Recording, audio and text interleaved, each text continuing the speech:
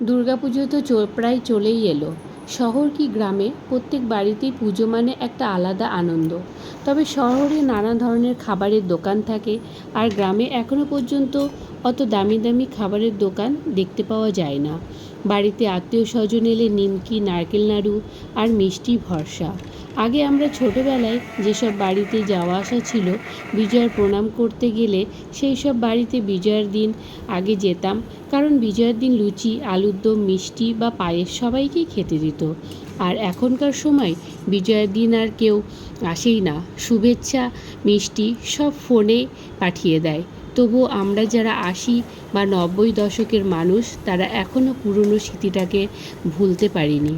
তাই ২-৩ দিন পরে যারা বিজয়ার প্রণাম জানাতে আসে, আর সেইভাবে লুচি, আলুর দম আর পায়েস বানানো হয় না, মিষ্টি আর তার সাথে থাকে চা বা কফি।